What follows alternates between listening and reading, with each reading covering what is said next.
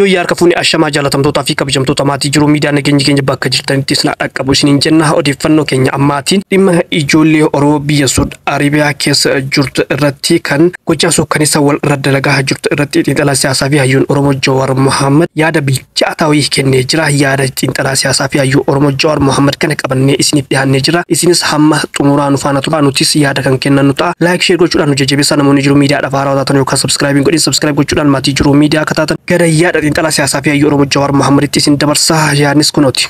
Dhimma ijoollee Oromoo biyya Saudi Arabiyaa keessatti gosaa fi golloodhaan wal qoodee gochaa suukkanneessaa wal irratti dalagaa jirtu irratti xiinxalaan siyaasaa fi hayyuun Oromoo Jawaar Mohaammed yaada isaa akkas jechuudhaan fuula feesbuukii isaa irratti barreessa. Kaleessa gochaan suukkanneessaa biyya keenya keessatti adeemsifamu ergan maxxansee booda namoonni hedduun viidiyoolee ijoolleen teenya gosaa fi golloon wal qoodee gammoojjii biyya Arabaa keessatti gochaa suukkanneessaa wal irratti raawwatu na ergaa turtan. Gochoonni viidiyoolee isin ergitan keessaa mul'atan sun maxxansuu fi dhiisuu ilaaluuf ulfaataadha.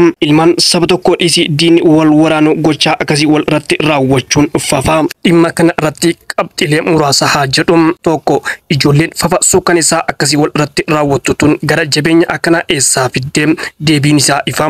Waggoota darban kana wal waraansa biyya keenya goolaa jiru keessatti gama gamanaan hiriirtee hirmaachaa turte yookaan dhiheenyaan daawwachaa turte. Imala gara biyya alaa gootu keessattis jeequmsa Somaaliyaa fi kan Yamanitti daran gochoota akkasii arguu fi gariin isaa qooda fudhachuu hin oolle.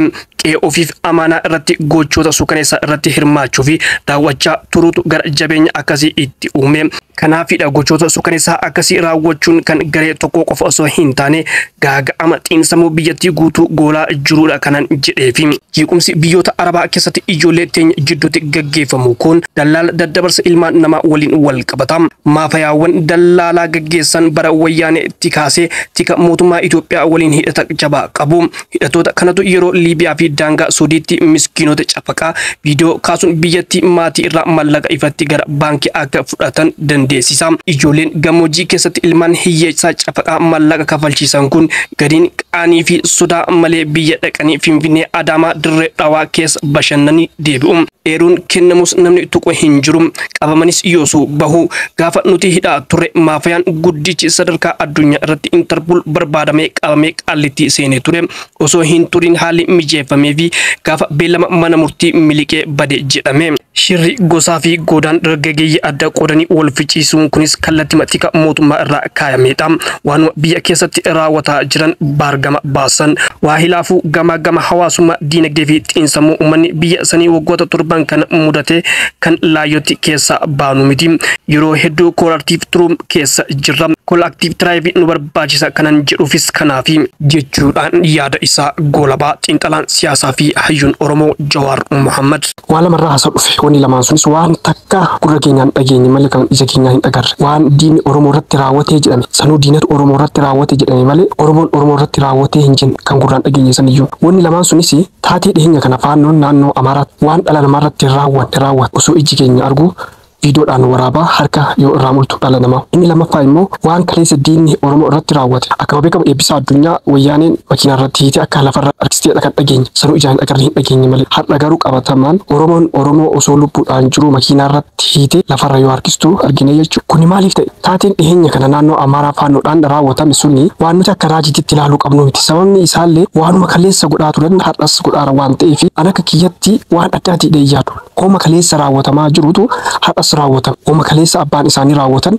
jarri sadha raawwatan waan ta'eef jarri durayyuu ilma namaati miti bineensa.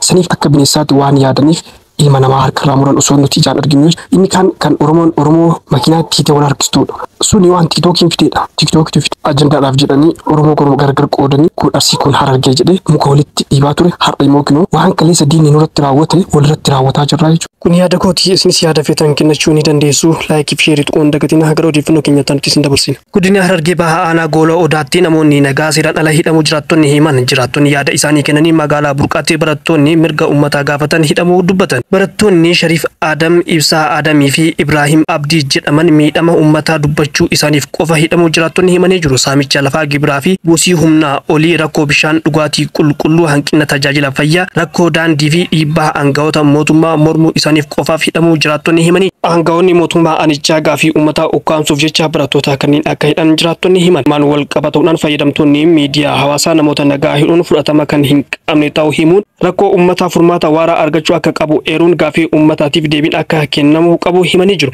Gaafii uummataa ukkaamsuuf namoota nagaa hidhuun sirrii akka hin taane dubbatuun uummanni tokkummaan gaafii mirgaa isaa akka gaafachuu qabus hubachiisanii jiru. Godina Gujii aanaa Sooraa keessatti sababa gurgurama bosonaatiin mormii uummataa dhalateen miidhaan dhaqqabuu jiraattonni himan. Akka jiraattonni jedhanitti bosonni umrii dheeraa qabuu fi hawaasni waggoota hedduuf kunuunsaa ture kun godina Gujii aanaa Sooraa ganda Raayyaa Boddaa iddoo addaa zoonii Qal'oo Amaanoo jedhamu keessatti argama. Bosonni kun bosona guddaa da'oo bineensotaa ta'ee fi hawaasni kunuunsaa olaanaa kennaafii ture ta'uu kan himan jiraattonni ganda Raayyaa Boddaa bara 2011 akka lakkoofsa Itoophiyaatti qaamonni mootummaa maqaa investimentii jedhuun bosona lafa hektaara 54 irra jiru abbaa qabeenyaa obbo Gammadaa Iyyaasuu jedhamuuf kennamee jedhan. Haa ta'u malee uummanni bosonni kun maqaa investimentiin manca'uu hin qabu jechuudhaan hanga Oromiyaa deemaa falmataa kan ture yoo ta'u, qaamonni hooggansa godina bosonni bosona guddaa ta'uu erga mirkaneessanii bosonicha akka hin mancaane murteessuu gaafii uummataa akka kabajamu taasisee jechuudhaan haala yeroo sana ture himan. Haa ta'u malee sadaasa bara 2018 bulchaan aanaa Sooraa abbaa qabeenyaa du'aarii dhawwatameef sanaaf bosona kana dabarsee kennuu hordofee mormiin uummataa dhalachuu himan. Bulchaan aanaa osoo uummanni bosonni kun hin ciramu dhalootaaf darbuu qaba jedhee mormoo anatoo murteessee jechuudhaan sagalee uummataa ukkaamsee murtii dabarsee kan jedhu jiraataan aanaa Sooraa abbaan qabeenyaa kun karaa bulchiinsaa fi nageenya aanaa Sooraatiin bosonicha akka ciru taasisee jedhan. Abbaan qabeenyaa sadaasa 11 bara 2018 bosonicha osoo uummanni dhoowwuu ciruu jalqabe jechuudhaan sadaasa 13 bara 2018 milishoonni uummata bosona akka hin ciramne dhugaafataa jiru irratti haleellaa raawwachuu namoonni hedduun miidhamuu jiraattonni himan.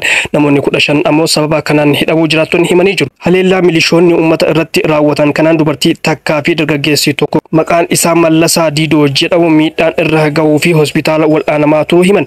Dhuma irratti bosonni kun bosona dhalootatti darbuu qabu waan ta'eef mootummaan naannoo Oromiyaa bosona kanaaf xiyyeeffannaa kennee ciramurraa akka baraaru jechuudhaan waamicha dhiyeessanii jiru.